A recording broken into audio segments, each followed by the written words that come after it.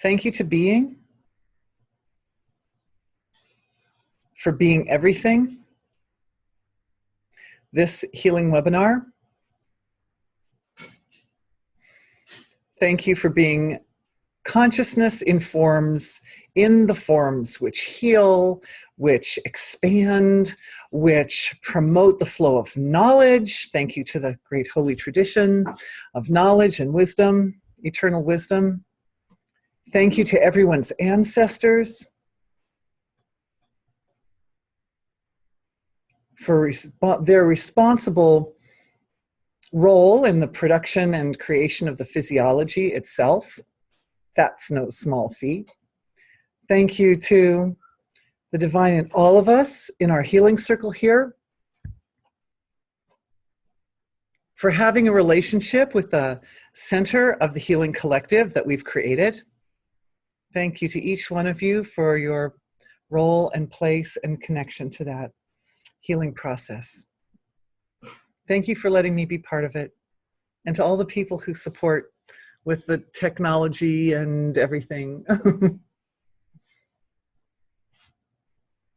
May we work with efficiency. May everyone who's here today expand their experience and understanding of the energy healing process to ultimately become master of that process and to live in a state of optimal health and radiate that health to everyone who comes near them and touches their lives. We want to support everyone's ability to become very proficient with turning consciousness in on its own nature and turning it into the physiology, which is also consciousness, in order to heal. Thank you for being with me, everyone. All right. So today, as usual for the new people, we'll do a little recap of what's energy healing. And as everyone knows, on Saturday morning, I like to do a little recap also of yesterday's session. So we hit a couple of highlights so everybody's oriented and we're all on the same page. All right, so what is energy healing? Energy healing, as I just mentioned, is that process of using consciousness to heal the body. And because ultimately the physicality of the body, even though the physical body seems different from consciousness, from the awareness and perception and the thoughts and the feelings that we have inside, the movement of the soul seems to be like a little different from the physiology. If we look at it either from the angle of modern physics or from the angle of ancient sciences, we see that the physiology is really consciousness concentrated. It's consciousness folded in on itself to infinite degrees so that it's stabilized as a form which we can experience with our senses. So physiology is consciousness. And consciousness in its more abstract form has the potential to interact with the more dense form of consciousness, which is the physiology, and promote changes, first at the foundation of the physical form, which are those more abstract levels, and then when the adjustments are made at the foundation level, then the physical level undergoes graceful transformation. When we're doing this through energy healing, the premise or the principle is that we're utilizing coexisting pairs of opposites. And it occurred to me over the past months that I've laid out these like 4 axes. I even have a video about it. I even have a PowerPoint presentation on it with my interview with Trisha Barker on these 4 different axes for navigating the ocean of consciousness. But it occurred to me this morning that really, it's much simpler than that. There's really just one. There's just the range of coexisting pairs of opposites, really. Like the yin-yang symbol, you know? It's when it's rarefied down to its simplest form, because we can look at the physical material level as one extreme expression of concentrated into matter, and we can look at unmanifest being as an extreme expression of non-manifest quality less, and we can look at dark and light, and we can look at large and small, and we can look at awake and asleep. So the healing process is orchestrated or administrated from that deepest level of awareness, that unmanifest silent ocean of being level of self. And as such, it carries with it infinite potential for infinite good, for absolute good, infinite potential for absolute good. So this is a platform or foundation on which one can trust one's own work. And in energy healing, these webinars, the aim or the goal, like part of the mission statement, if I were to make a mission statement for which I probably should do, for the webinars, is for everybody who's participating in the webinars to become master of the healing process themselves. That's the idea, is we want to go through these steps of experience and understanding. So I've given my little understanding bit, but experience is much more important for the sake of learning how to and mastering the knowledge of energy healing. So let's go into some healing work, and then I'll go into a recap of yesterday. So I'm just going to direct my attention intelligently into the field of our collective.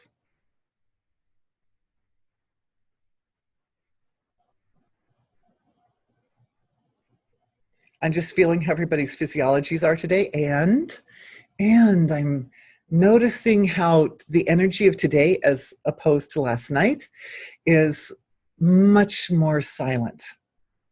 There's a very nice, there's a deep, stable silence that's sort of permeating our energy collective. And at the same time, it's sitting in a kind of a gentle opposition, in a way, to a sort of agitation, which I'm experiencing out in the collective field. The field of our world, our family of humanity. It's a bit of, feels like an intensity growing. So what's happening there? So transformation is on the rise. So one of the things we talked about last night are that there are two strokes of the transformation process. There's the inward stroke where we break down what we don't want anymore, and there's the outward stroke where we rebuild. But within that, there are loops.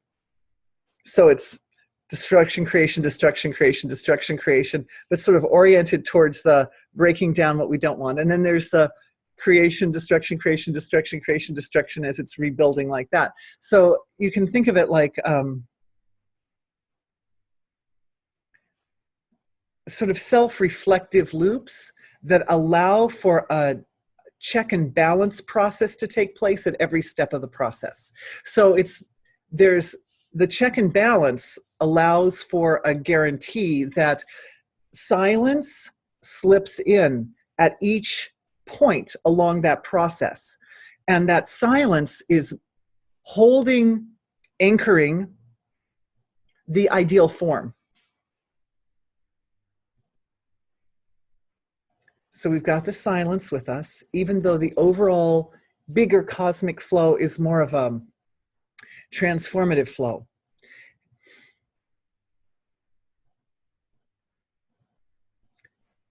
We need to talk about the blueprint for a minute, because that actually ties into the two questions that came in today. So the blueprint, body blueprint, is held by each one of us at the causal level of our being. And there we identify the causal, oops, right here. There's a causal, because these are being. So there's causal right there. And the causal level of, in the axis from more dense to more subtle, is the finest level of feeling. But I want everyone to be able to access that within themselves, their own body blueprint and life blueprint. And because today's session is about Dharma, we're really talking, when we're talking about Dharma, we're talking about each person's life blueprint, because Dharma is that which you came to this earth to do. So in the causal body, which we can think of as a big expanded sort of ocean of creative intelligence, which has just manifested and is in that place of sort of fine feeling of expression, there is a location, there is a way of sort of portioning off a section of that vast body of self, which allows for the issuing forth of specific forms. We can think of it as the home of structuring. I'm moving my microphone. Okay, so the home of structuring. when we portion off that section, and what we're doing is it's being portioned off sort of at the center of the healing circle as a byproduct of each one of our understanding of what that is. So each one of us thinks like Dorothy says, oh, there's a place in the causal level of the physiology that's for structuring. So Dorothy has an impression of what that is. So I'm adding that into the center of the circle. But then each one of us also has our own impression of what that is. And what we're doing is collectively we're starting to really define with high level of discrimination what's the blueprint for the place of structuring where blueprints reside, where we gain access to blueprints. Good job, everybody. I didn't see that coming. This is what's fun about these webinars for me, is that we're doing this thing together, and so amazing what comes up. So let's just take a moment of silence, and each one of us looking at whatever it is to us, it feels like that space of structuring in the causal level, so in the finest level of feeling of ourselves, in that deep level, very abstract level of creation. For those that are familiar with Sthapatya Ved, you can think of it as like the source or home of all Sthapatya Vedic knowledge, right? Because that's the science of architecture and structuring, ancient science. And all the great innovators and initiators of that ancient science reside there in that space as life force. So now, see, I'm saying it, but I'm telling you, I'm getting the read off of the collective awakening produced by our group by putting attention on this.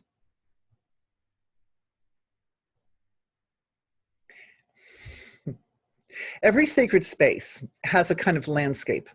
And of course, this would be no exception. So in this one, the sacred space has a Brahmastan, or a center, a silent center, through which the flow of absolute being is anchored. And then there are the walls. And what I'm seeing in this space is the walls form a holographic structure that there's sort of an overall scaffolding, and then within it finer and finer and finer and finer. And to me, from here, it's looking pretty much like the flower of life. I'd say that's the structure. No question. I've never had a look at it so closely before, but that's what it looks like. And if everybody is familiar or not familiar with the flower of life, we will send a diagram afterwards. I could do a share screen, but maybe we don't need to. I don't know. Okay. The important thing is the healing. So that center. Now the next question is for each of us to be able to navigate through that center of our own sacred space. That's like we can each of us adopt this ideal form of the area of the causal field which is responsible for structuring. And then each one of us be able to navigate through that to access our own personal ideal body blueprint and our own personal life blueprint. And what I'm seeing is a little thread of consciousness from the heart for each person, coming from the heart area and kind of offering into the Brahmastan, or the center of that holy space, that Sthapatya Vedic space of structuring. And it's so innocent, and it's so sweet, and it's so true. It's as if the truest, most essential part of each person's being in this group is kind of like going out and saying, this is me. Which part, where do I go in this field of self to find my ideal blueprint, to find and establish? Now it appears, this is what I'm seeing, is something that looks like a rain of light or a rain of knowledge coming in, and seems to be coming in through the crown and the upper part of the body, and it's washing through the physiology. It's washing through from the head first as it comes in to activate and enliven the original blueprint, the original template of the physiology. And I'm also seeing it for things like relationships. And there's sort of, I guess they're templates for ideal relationships, like archetypal relationships, if you will, relationships with the forms of like parent-child, or the king and the servant, or there are different types of like archetypal relationships, and that they each have their dharma or their ideal form. So these are also, for some people, are coming in like formulas. They're coming to the being. Different parts of the body even have relationships that are not dissimilar from the relationships that we find in families. Like the two kidneys, brother and sister, right? The male, female sides of the physiology. There's so many different natural relationships.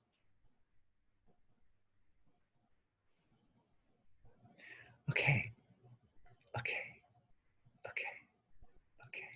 So what I'm looking at now is support rising up for everyone from the knowledge area of the causal body to help support a guidance as you learn to navigate through the structuring part of your physiology of the causal realm.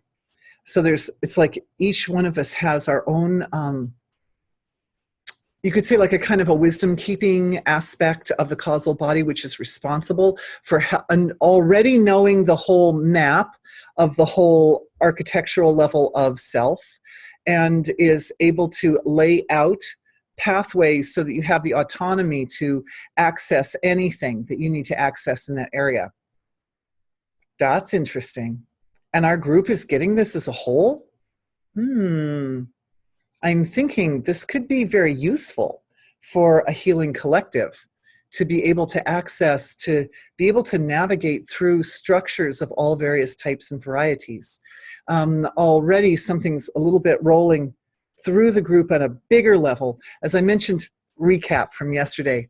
We're coming back to a recap from yesterday now, but from yesterday, there was a long period of healing in yesterday's session where we were doing work that was specifically nurturing and healing the physiology, and at the same time, as a collective, we were doing work that was promoting healing for Davic intelligences at a universal level.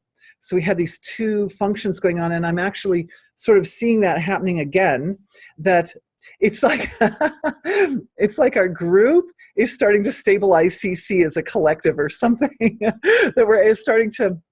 That's a reference to a term regarding development of higher states of consciousness. CC stands for cosmic consciousness, where the individual is able to maintain stability of the experience of the source of creation, transcendental awareness. At the same time, one is completely enmeshed in waking, dreaming, or sleeping states of consciousness. So I can see it's as if our group, regardless of where each one of us is as individuals, that our collective is actually evolving as a wholeness. And that's quite interesting and quite beautiful. So the intention of our healing collective is to support the healing process and to experience the healing process. And maybe I should be bowing down. Yes. Oh, thank you. I appreciate so much the comments from Ogden, because they're always grounded in deepest understanding of Vedic science. So he's saying that a subject-object relationship is CC to all. Yes, beautiful. Thank you.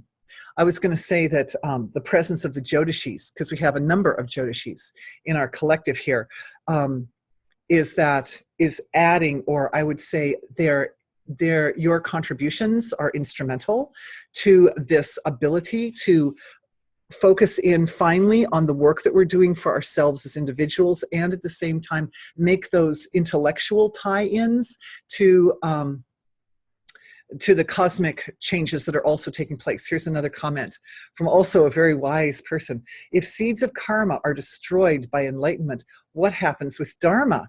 Good question. So dharma establishes. If seeds of karma are destroyed, dharma establishes. So a wall or a boundary or a structure at the causal level of the physiology that's responsible for some non-harmonious resonation being created at the fine level of feeling and then bubbling up to the surface as an illness, that wall, which is karma, so it's like an incomplete form of divinity, because everything is divinity, right? Everything is divine being, but sometimes we're dealing with incompletions. And that's basically what karma is. It's the being of the universe trying to like break its way out to the surface and become fully enmeshed in the physical material level of self. But it's like only partly getting through there. It's like it gets blocked by its own nature. By its own nature, it gets blocked. We talked a lot about that yesterday too, about how karma has this effect of blocking the flow of consciousness and the expansion of consciousness while it's creating these spaces or walls, whereas dharma doesn't. Oh, and that ties into this healing that we just had. One tiny word to my husband, who likes to take excerpts from these. I was going to break this down into sections, and I can't do that. We're just going to flow here. So here's what's happening is that I just demonstrated for everybody. Anyway, what's happening is, remember the home of Stapatya, the home of structuring at the causal level of creation, and how it had the flower of life form. Well, as I was looking at it, one of the things I was seeing is that that flower of life form exists in every place in creation. So my question was, obviously this is a dharmic structure, right? So when we access something like the body blueprint or the life blueprint, we're bringing awareness into the causal field of our nature, and then we're activating a very highly orderly structure in that causal realm. What I'm seeing is that the dharmic structures are not bound or limited by anything. Remember, we talked about this yesterday. They're not bound or limited by time, space or time in the causal level of self. And so that structure isn't so much like a unique space, like a room in the house.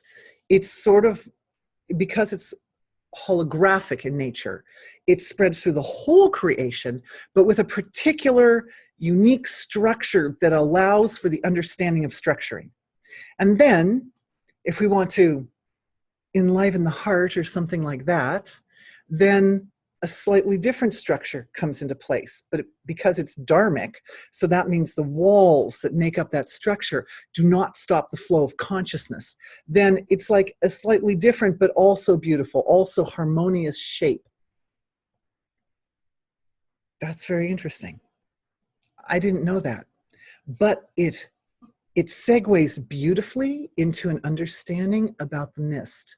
And for those of you who are with me about 2 or 3 webinars ago, you might recall that we talked about this junction between the causal level of the physiology and the astral level of the physiology, where we start to, consciousness as a very, very abstract kind of flowy form starts to come up into consciousness as a structural form.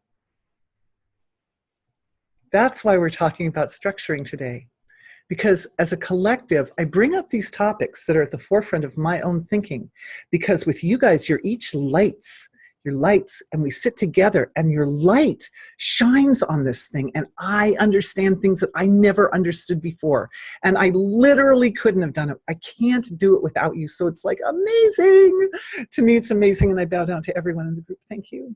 Thank you for letting me be the mouth, the servant.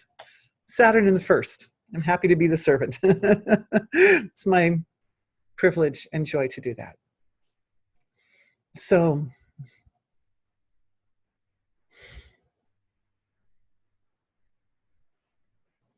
I'm getting the download. Also, I promise everyone I'm going to answer all questions, but I also have discussed it with people locally and people also further away, that it works very well if we look at the questions sort of a little closer to the end, so we don't break particularly at the very delicate points in the healing process. So thank you very much for understanding, and I love you. So the download.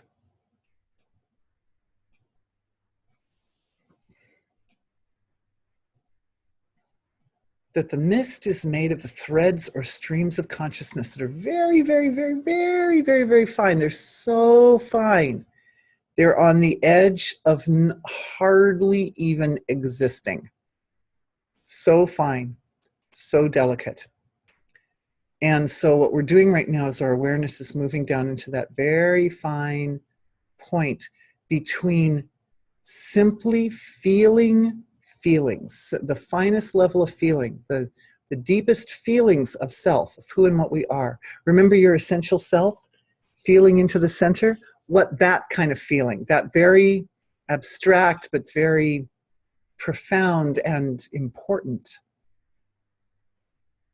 essential feelings into threads of consciousness. When we have a thread of consciousness, we've got a conduit for the feeling to move. And these threads at the junction between, we could say, the finest level of the astral body, very, very, I better send a picture of the, can you make a note, please, to send also a picture of the astral body, also a picture of the Flower of Life matrix? Thank you. Those fine threads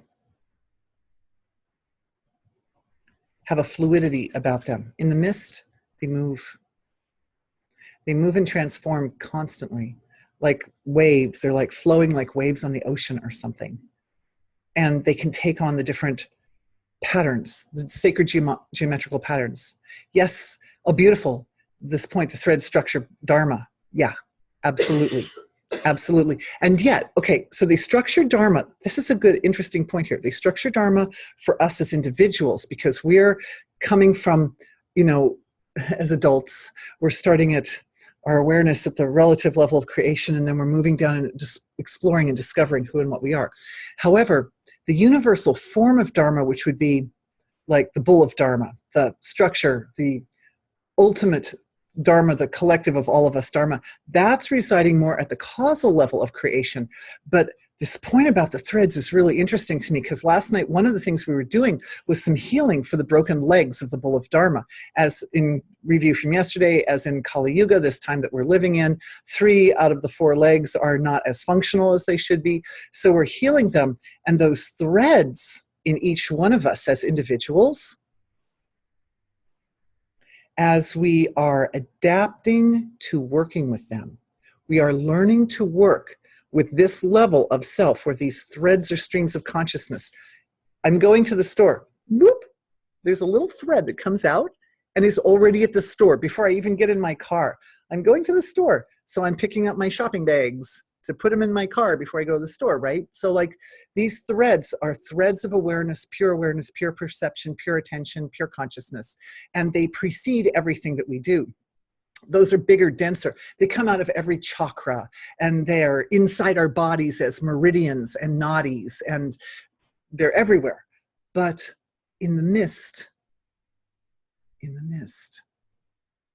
they are sort of fluid. They're sort of like, there's a place where they're like half feeling and half something structured. They're just like right on the edge. And these edges, these gaps are like the really fascinating spots to attend, because that's where if we let the thread of our awareness get down into that point, we find awareness junctioning between being a moving thread of awareness that traverses various areas of creation to just a sense of beingness or a sense of self. The feeling, the essential self. That's like the underlying feeling of the finest level of feeling, right? And underlying even that is the universal sense of self, which is mother of creation, which we talked about yesterday, this beautiful luscious material that, or quality of consciousness, which sits in the junction between absolute silence folded in its own nature and absolute silence awakened to its own nature. Right? The gap. Very luscious, very beautiful. Out of that glorious fabric of creation, out of that glorious material of creation comes the manifestation of every human soul, every sense of self as an individual.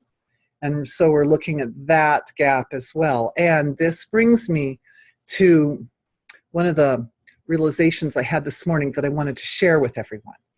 And that is that I got a big download this morning. I was like, oh, this is going to be fun to share. So yesterday we did a little bit more talking about the difference between hot and cold anger, which came up the previous webinar. And I was telling the story of Parashuram and Rama in the court of King Janaka. So you can refer to that video for that, yesterday's video. But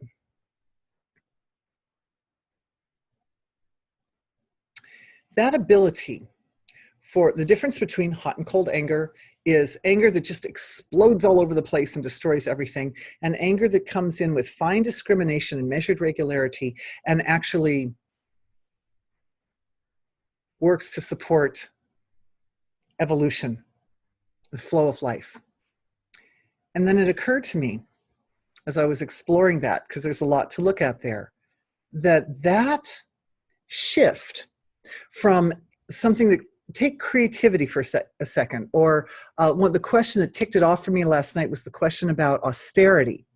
We were doing a healing for austerity, and then the question came up as, well, can you have too much austerity? So all of a sudden I realized all of them are like that.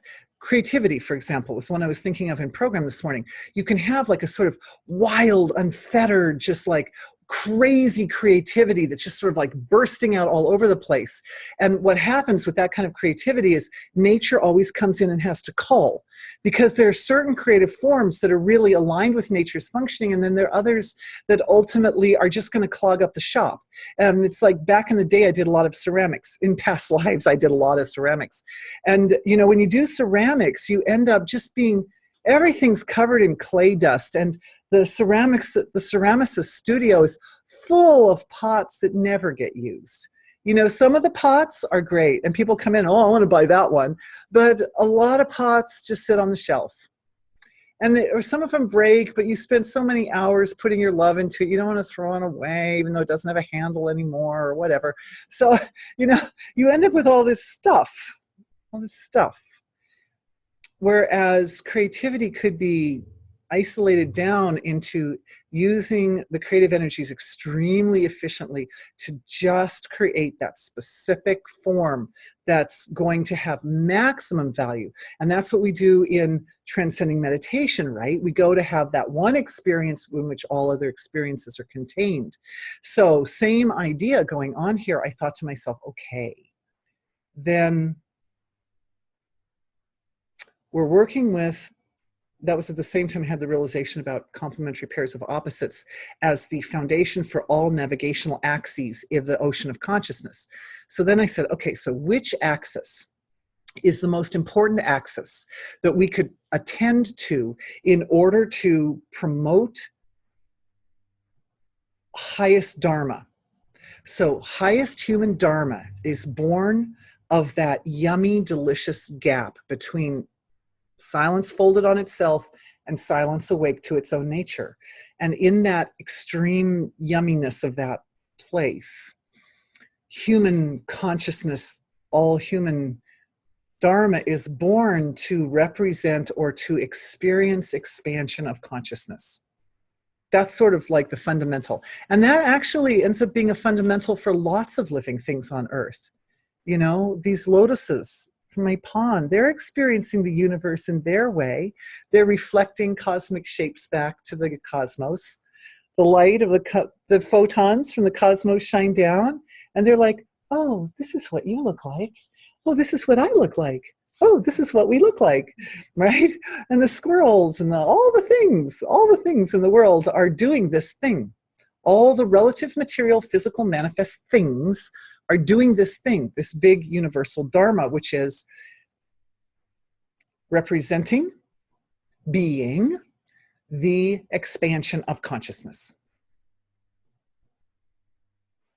So within that context, then each of us has individual life dharmas, to be a servant or to be something else, whatever we want to be, whatever we were born to be, whatever challenges. I mentioned last night the man who in this lifetime, one of his dharmas was to understand love and how to create healthy, loving relationships with everybody he knows under the most compromised of circumstances, right? So they're all different types of situations. Okay. Dharma equals the will of God, unlimited and unbounded. Oh, that's beautiful. That's very validating. Thank you, from Ogden. Okay. So that pretty much covers the recap from yesterday,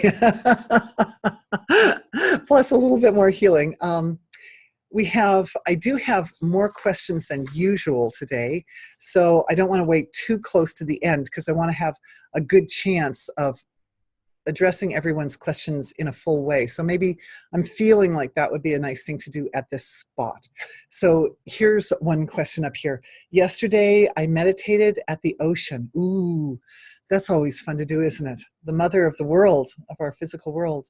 A field of golden, yellow, and white light that lasted half an hour and eventually began to pulse with light edges of red. Wow, beautiful, so beautiful. So that's the meditative process giving rise to an experience of refined perception and thus experiencing the ocean in her more essential form, appreciating and experiencing her for who she really is.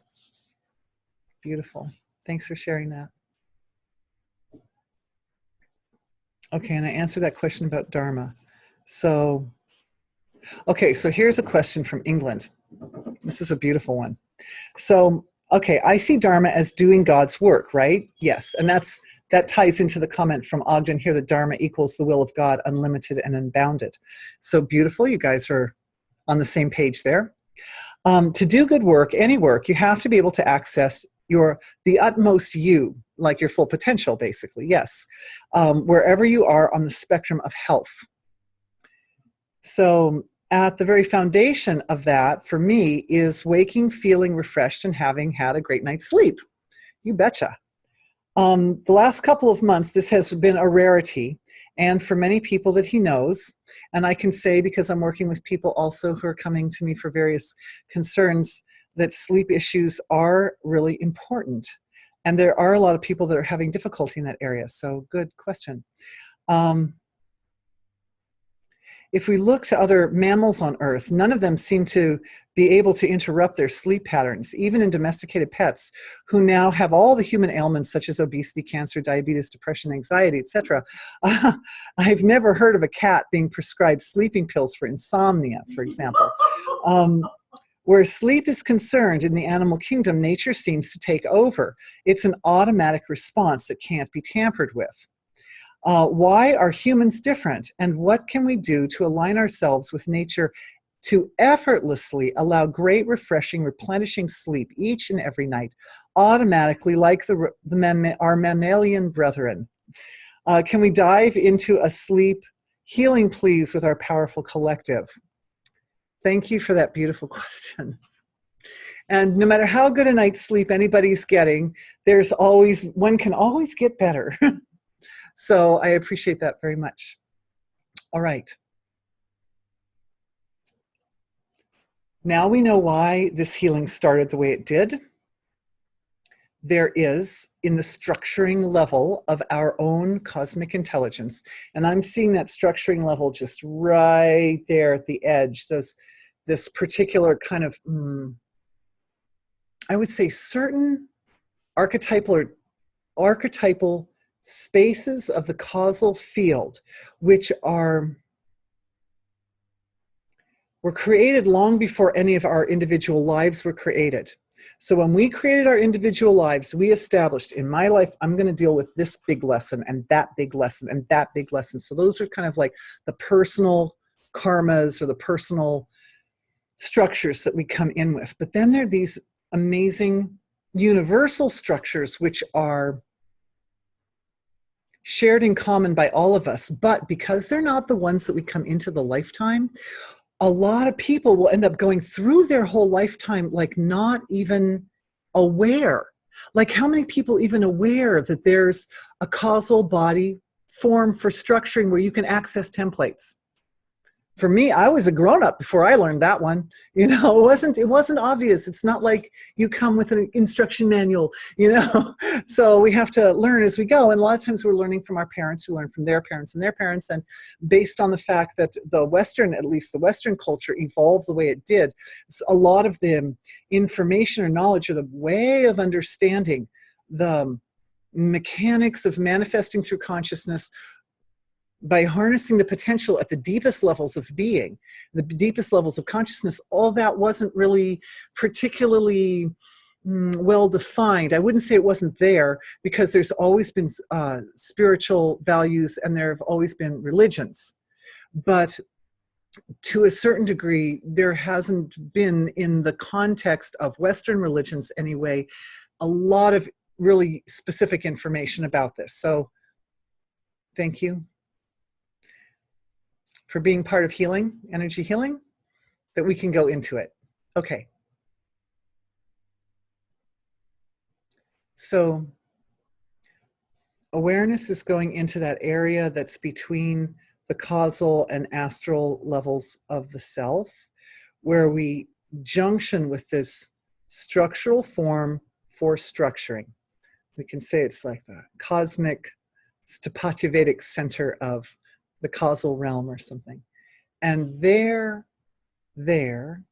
are blueprints and templates. And let's see if we can be more specific. I'm just asking, like, it has a Brahmastan, right? So I'm going direct, my awareness direct to the Brahmastan, to the center of that space. Oh, this is so interesting. Oh, okay. So thanks guys for shining the light here. Okay, so remember I said how when the walls are formed by Dharma, it allows for the flow of consciousness and allows that structure to take on a sort of a universal status. Well, the Flower of Life matrix, if anybody's familiar with how that looks, it has lots of centers, right? There's the center, and then there are 6 centers around that, and then there are more centers, 6 centers around each of those centers. So the area where we access the blueprint for sleep has its own center within that big structuring center of creation. So that center, that Brahmastan, through which infinite silence of being, quality-less, unbounded, fully awake consciousness resides as nidra, right? As nidra, which is the embodied form of sleep, nidra.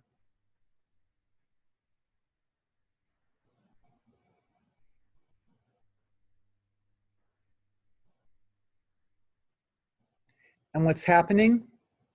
It's again the heart, a little thread of connection for each one of us to that form of creation. That great, sacred, divine center of the structure for sleep, for all beings. And it's so exquisitely beautiful to me because, oh God, yeah, I was thinking this morning about, remember I mentioned about the coexisting pairs of opposites, right? The complementary pairs of opposites, and how really what we're doing is we're learning to navigate through this field, and there's a range, right? You've got high noon and then you've got midnight, but it doesn't just go from high noon to midnight. There's this gradual layering of transformation that goes between one to the other and then back from the other to the one.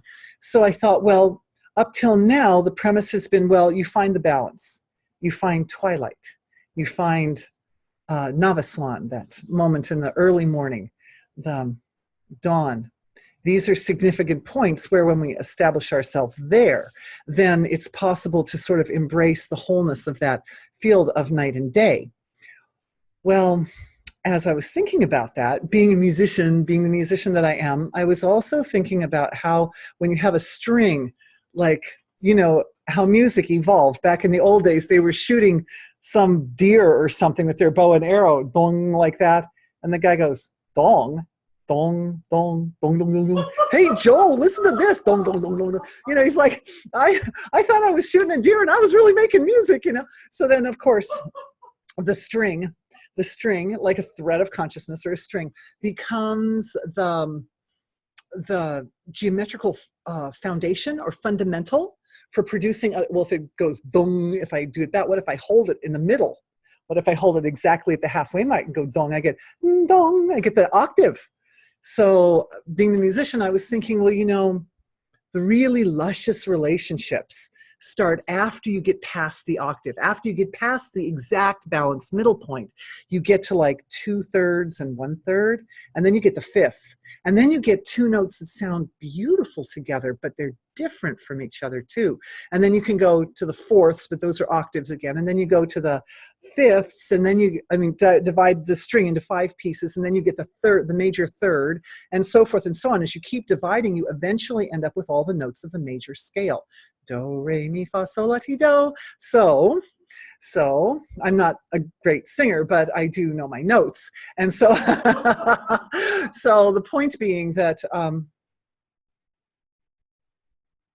nidra divides to thirds, because we've got waking, dreaming, and sleeping. And really, this is all orchestrated by the pineal gland. And when we look at the flower of life matrix, what we have is the center point, and then you've got 3 on that side and 3 on that side. And of course, my fingers aren't quite flexible enough to go there, there, there, and there, right? So we've got here, here, and here, like that. Flower of life matrix, right over my face. Maybe our Lotus can help us out over there.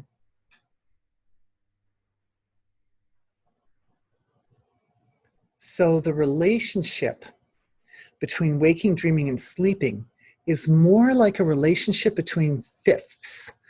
And in music, fifths form an eternal circle.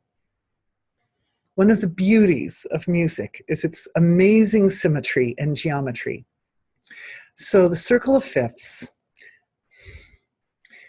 evolves, it folds in on its own nature, and it evolves out to the field of hearing, to roll out to infinity. So every sound we make rolls out of us and it rolls out to infinity. And in this case, the fact that we're tying in to hearing and music is not a coincidence, because what stops the pineal gland from producing the appropriate hormonal response to the need for sleep is, in this case, I'm seeing for this healing, is a vata imbalance. And vata is associated with space and air, and the seat of that in the brain is the superior temporal cortex, which is the hearing center, the auditory center of the brain. Hearing is associated with space. Each of the 5 senses associated with the 5 elements. So that's the setup. But I'm asking Nidra, how does the template interface with this? How do we get the structure from its archetypal form in the causal level of creation into the physicality of the body? Right inside the body. We want it in the brain. That's really where we need to work with it.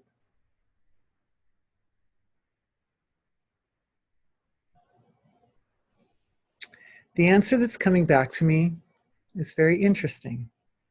She's saying that, Nidra, is saying that there are sometimes blockages in other areas of the energy field of the physiology, and these blockages become, their karmas, become responsible for a buildup of vata, or a buildup of that sort of light, air, space quality in the body. And the imbalances, it can create some imbalance for the brain. And we're working directly with the level of the heart, because for some reason the solution lies there. The blueprint or template, the structure of the condition of the physiology so that it can fall asleep with maximum benefit originates in the heart. It originates in the center of the chest. So everybody's receiving a download here in the heart area for being held like a baby in mother's arms, right? That feeling of I am so safe, and I am so loved, and I am so nourished, and I am so holy, and I'm just fresh from heaven. All my blueprints are in their 100% purity, uncorrupted, and feeling good. And then that sleep. And what I'm seeing happening is that this download that's coming into the heart area isn't going first to the pineal gland. It's actually going first to the pituitary gland, which is lovely. So that means an overall balancing of the hormonal structures in the body. Nice. Oh, and as it does that, as the pituitary gland is going through a little transformation here, being nourished, it's like it's being almost fed with some kind of beautiful, luscious, light medicine from the heart area up into the pituitary gland. It's also activating a flow of dopamine, so from the brainstem area. So that's coming in, and it's creating a rush of bliss that's going along with the balancing of the hormonal structure. That's nice. Thank you. Good for you. The bliss is very, very sweet. But what it's doing is, remember, as you might recall, these healings now, our group has graduated to a new level of healing capacity and power. And we are no longer just doing healings for ourselves, ever. I'm only reporting what's going on in your body, but that doesn't mean that the healings aren't going on in other places. That bliss that's elicited by the physiology, it is offered back to the source of creation through nidra. So nidra is giving us a download to support a hormonal transformation in the body that's going to allow an overall complete sinking into the deepest, most luscious sleep henceforth. But at the same time, it's creating our accomplishment. The accomplishment of receiving that download and restructuring the physiology gives rise to a bliss, which is a very, very abstract, very subtle, very fine feeling level material, which is folding, self-referring into the field of pure being, and is healing the overseeing intelligence of sleep nidra. And as that heals nidra, then it also curls back to the mother of creation.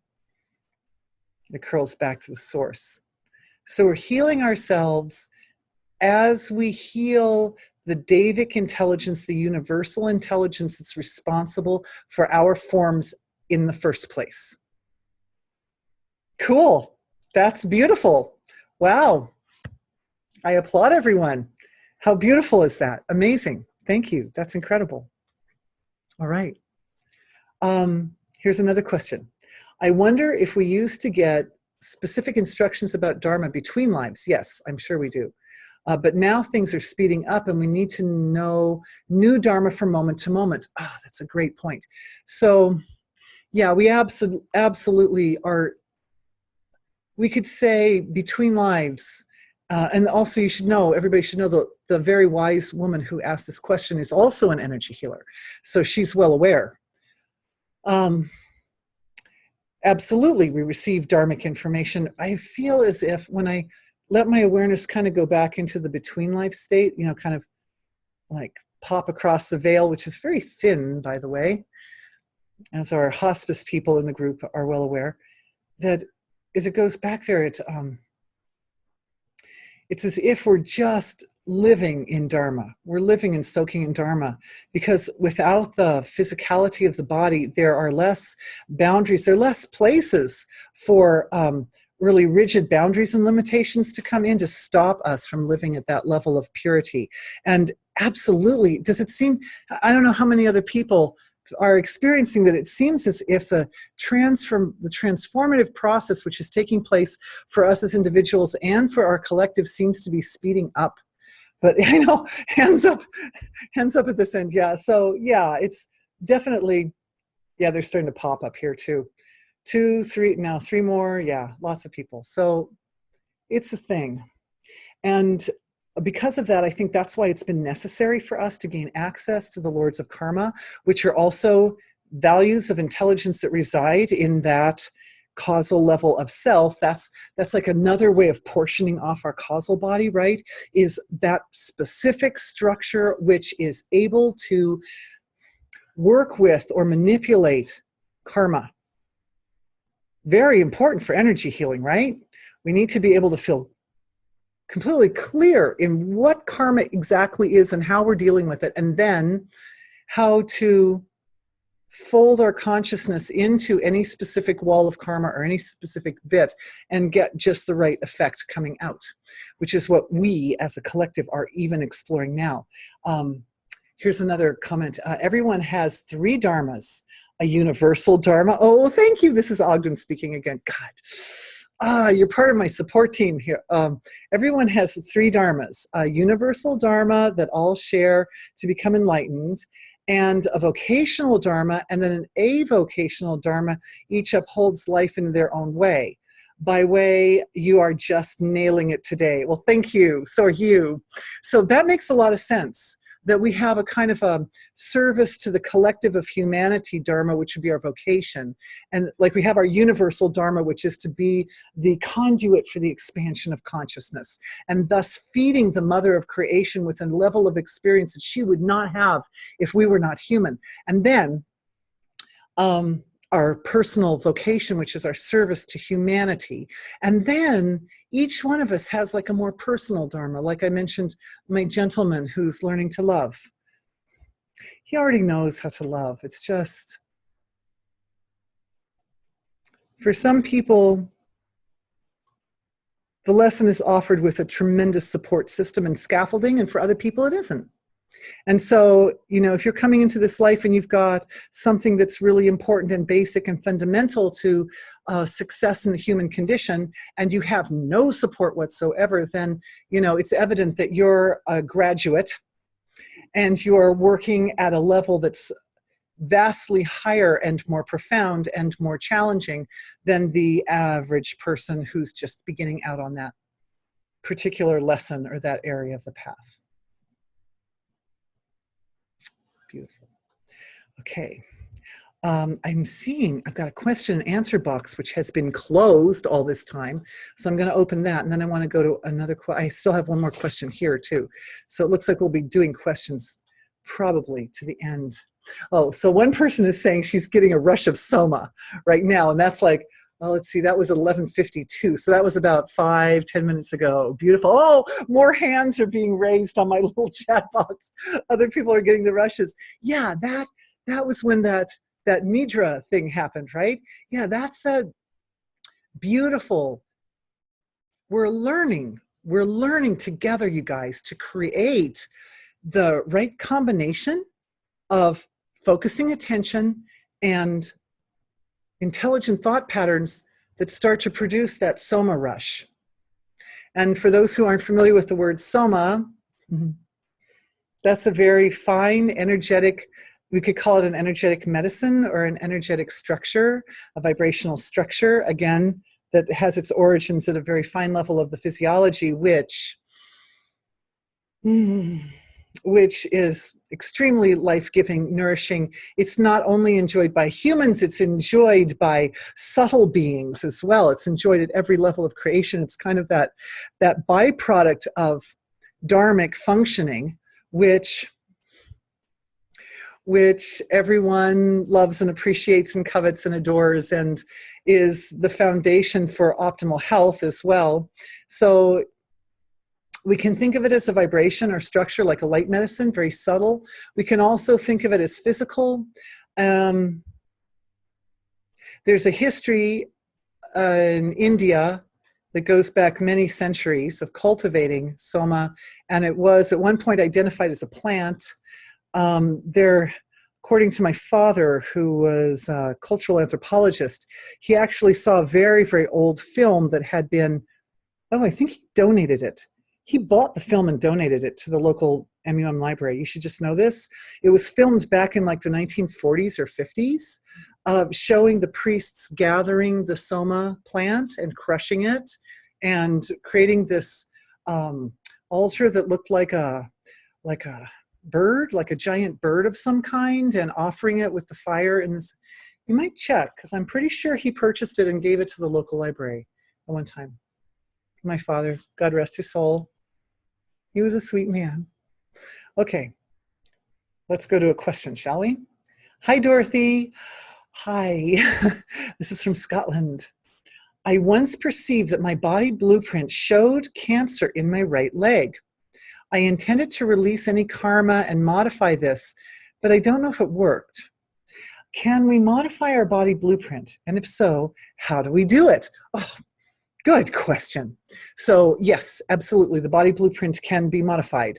And the reason that the need comes up is when we come into the life, most people come into their physiology with the blueprint in a kind of a template form. In other words, the blueprint is there, but it's like in a potential form. It hasn't fully solidified, you could say. When people are little, it hasn't completely solidified. And I'm watching this with the exquisitely beautiful and dear teenagers. Our house is 1/2 block from the high school, and I see the teenagers come through here in groups. And they've already discovered, the teenagers have, the new generation is very on with this stuff. Like they're discovering things that our generation didn't. That they've discovered that if they they hold a particular belief system, that belief system will modify their blueprint. And it causes them to physically, teenagers are really into their looks, right? Their physicality and looking certain ways and stuff, and fashion and all kinds of related. And they've discovered that they can change the way they look. They can even change the way they appear gender-wise, right? That's one of the big ones that's real easy for people to manipulate, depending on how just a change of attitude. Change of attitude. It's very interesting. So yes, as we grow, at that point, the body is still growing. In teenagers, it's still actually getting taller, and the bones haven't fully solidified yet, and so forth. So it's easier for them to modify and manipulate their appearance. And God bless them all to make really intelligent decisions about how they want to modify themselves. I love you, I love you, I love you. Sorry, that has to roll just for a moment there to support upcoming school year starting in a couple of weeks. Okay. So yes, we can modify our body blueprint. We modify our body blueprint, and this is a tie-in to the next, I think it's the next webinar, which is redefining ourselves for optimal healing effect. Because if I define, and I think the teenagers are a great example, right? You get the little girl comes in, she's like, I'm not a girl, I'm a boy. I'm like, okay, I will call you Mike. I love you, even though you're a boy. And so like that, like they come in and they've got this they've defined themselves. I am this, I am that. What happens? I watch them because their bodies are still growing and evolving and developing. And over the course of a school year, little Mike looks more and more like a boy. Just happens. And he acts more like a boy too. In the beginning, he's like, I'm a boy, but if things don't go my way, I'm going to run out of the room crying. He doesn't run out of the room crying anymore. He's a little tougher. He's tougher than he was, so redefining self. Redefining self is a process of internal transformation, which is produced by the folding of consciousness in on its own nature. It is a byproduct of engaging in the divine dialogue, because the divine dialogue is this process of dissolving what was and recreating what is. And as we talked about today, which we really hadn't talked about the divine dialogue in these terms before, that there's a reflective check and balance process that takes place at each little step along that loop of, this is who I knew myself to be, but now I understand myself in a way I didn't before. Oh, I understand that my causal body is part of me. Aha. Once we accept, if we can accept, oh yeah, the causal body is part of who I am. Even maybe when I was 15, I didn't know that or believe it. Now I get it. Now I get it. Then all of a sudden, I know myself in a different way than I knew myself before. As a byproduct of that, the byproduct of that is I have access to more of my full potential. So the whole goal of her question is, can we modify our body blueprint and getting rid of that, any karma that's in the leg? The whole goal of that is actually the expansion of consciousness or awareness. You know, the issue on the leg or any other part of the body is just it's like a point of reference. It's you know, it's something that crops up that's important enough to grab the attention and get the attention, get one to sort of focus in a really intelligent and discriminating manner in that area, and use your anger like cold anger, right?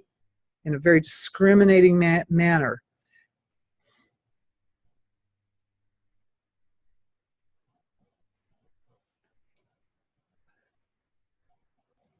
Sorry, my attention's slightly distracted by, because this lady's got huge energy healing potential here. She's a great healer too, the goddess of Scotland. And she, we as our collective just went like this, like that, and connected to circles of healers all around the world, all in one shot. That distracted my attention, please forgive me. The whole concept of hot and cold anger and using it in conjunction with energy healing is going from our collective, where it's quite well anchored and stabilized, and it's being offered as a download to healing collectives all over our world right now. Thank you to everybody here. And as that happens, the gratitude and the love and the appreciation and the adoration is starting to flow into our healing collective. And from there, we offer it into the center of our healing collective, where the cord that connects to the Mother of the Universe resides. So Mother of the Universe gets to, I'm feeling it like tingles and chills up my legs right now, but I'm just, the heart is offered. It offers from the heart to the center, to all the source of creation, that we may be that conduit as a collective, that we may be that conduit that supports an upgrade for the way energy healing is practiced all over the world. And what this is doing is it's also helping to shine a really bright light on other sorts of practices that are in the same direction, but not maybe as life-supporting, like voodoo or black magic or things like that have been used, you know, through the centuries to kind of like help move our world at the gross level by appealing to it at the subtle level. But now this is causing a refinement that's going into that whole field. It's connecting to the whole collective of anybody who's got some sort of power, capability, or autonomy, control over movements at the fine level to produce effects at the gross level. That is also coming out of the leg, because the karma connected with the leg goes back many lifetimes. This is specific for the lady who asked the question, many lifetimes, to times when you were because you've been working with this energy for a long time, girl. So, the question is it the right, one person in the circle wants to know if it was your right, oh, it's her right leg. Her right leg. So the outer expressed to the outside. Affected by relation or connection to outer. In past lives had been working with these energies, but in a more hot anger type of way, right? Of just kind of going in and sort of blasting around. And so what's happening now is this increasing our ability for everybody who does any kind of work like this whatsoever to understand and utilize the capability of working in a very delicate, very refined way. The premise of whenever something does successfully occur, that we want to offer the blessings back to the source of creation. Let it come through you. Let it come through you like a conduit or a vehicle, because from that, when it goes to the mother of creation, it expands out to infinity, and then it comes back as waves and waves and blessings and washings of soma and all good back into our physiologies. And so that is washing. It's that offering that was given out to through this healing for this beautiful woman in Scotland. What happened was a healing for the whole collective of all healers on earth. And then their gratitude came back. It went back to the unified field, back to the source of creation. And from there, washing up back through all of our physiologies, the specific energy frequency, which eliminates cancer, which abates cancer, which takes it out before it starts. And it's very intimately like woven together with the relationship between loving oneself. It's all about loving oneself as the divine expressing itself in the creation. So that, see, cancer is kind of like a manifestation of not loving oneself. And there's a little bit of death wish in there too. I don't like myself and I don't want to live. That's the energy in the cancer. And then, do you like my imitation of cancer? And then there's the antidote. But if it's very locked in with small ego, like, yeah, I love myself because I'm like better than everyone, then that doesn't have, that blockage is karma. And when that energy, which is being offered back, oh, good. Other people are getting some healings too, I'm seeing, coming in the chat box. Awesome. That's awesome. It's not me as a small individual loving myself better than I love anybody else. It's me loving myself infinitely as I love God, as God, and everybody is also God. And so it becomes a universal balm which heals a specific imbalance. There's lots of really sweet feelings that are flowing right now, I'm experiencing, and I just keep it. Remember I mentioned the videotape that my father sent to the University of the Yagya, where this priests sit around in a circle and they offer ghee into the fire. The group, we're doing that. This is us offering so much of this luscious, sweet appreciation, gratitude, love, all the soft feelings that are, all the medicines that are running through the bodies. One person is saying she's so grateful and happy that we can perform a service for other healers and for oneness. A lot came in all at once. Let's see if I can find my way back. Absolutely covered in tingles and the movement of something in her upper hip and right down and out the foot. Oh, this is the lady in Scotland. A massive stuff is moving out of the heart at the moment too. Beautiful. So all that softness going.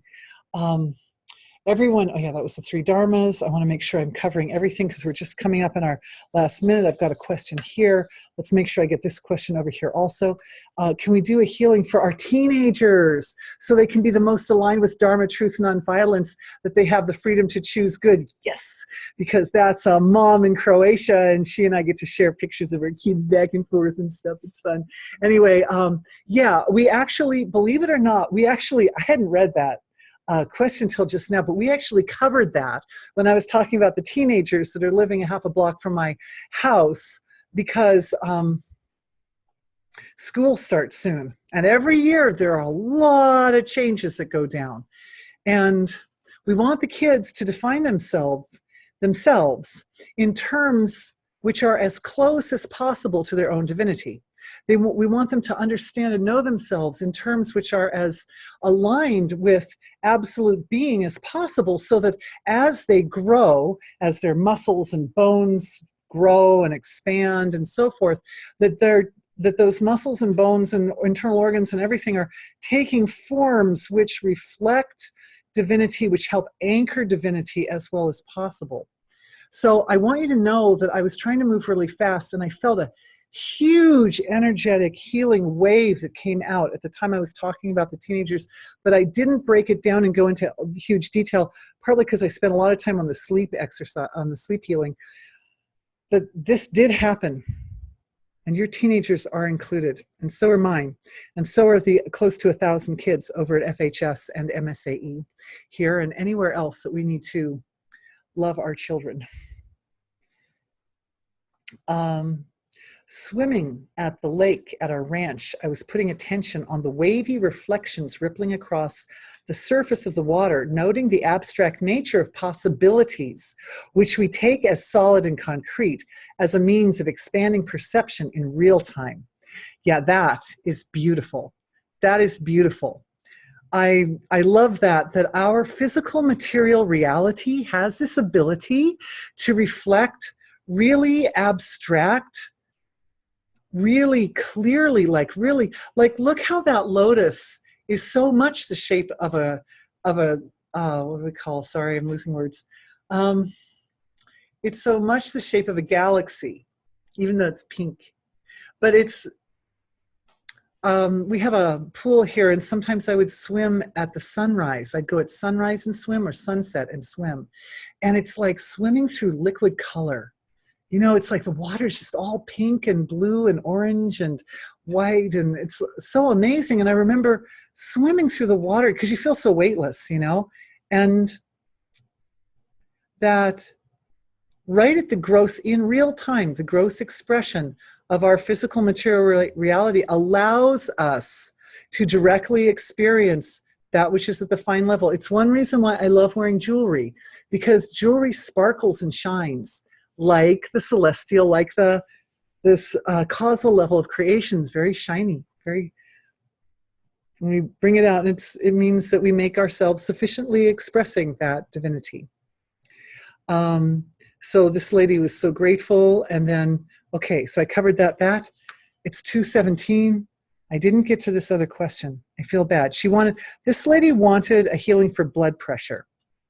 But I would like to say, fear not, even though I did not get to your question and we've come to our time. We'll do the healing for the blood pressure. We'll do it. I really enjoy doing healings for the circulatory system and blood pressure, and the heart and all that. So we'll bring it up, and hopefully soon, because there's a little bit of a rush on that one. It is done. It is done. It is done. The love, that was from Ogden. The love of our circle is just going to you. This is a lady in Louisiana, by the way, and a young woman, a very young woman. Many people are raising their hands. Many people are raising their hands. That the healing for your blood pressure, beautiful one, is being conducted by our healing circle even now.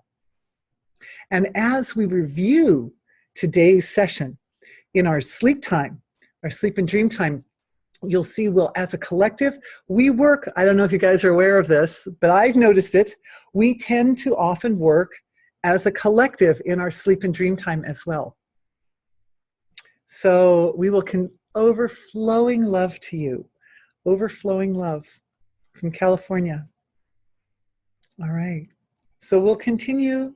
We'll be picking up next week with, I believe, gosh, I hope I've got this right. It's webinar on, it's either questions and answers or Dharma. And I wanted to know, hey, Tom, can you shoot me a quick message here? Because if it's questions and answers, I want to encourage everyone to write down some questions and send them to me. And if it's the one on redefining yourself, we've got 3 coming up. I'll tell you what they are. I just don't know what order they're in. There's a question and answer one. Send in lots of questions and we'll take them. We will go through them and that'll be a lot of fun. There's the one after that, the middle one I know is for the environment, is for the climate, because we had a presentation on climate change here and it brought a lot of information about the climate to my awareness. And it occurred to me that since our healing collective takes care of us as individuals and it also takes care of the collective, that it would be very useful for all of us on Earth Oh, the next one is the questions and answers. Okay, so the next one is Ask Me Anything, questions and answers. Oh, and it's August 17th and 18th, same time as usual. And you put the prices up there too. So yeah, think of questions, and we can do more specific. Now that we've graduated, guys, in this webinar, we graduated from being able to do healings for ourselves as individuals and for the collective at the same time, every time. So collectives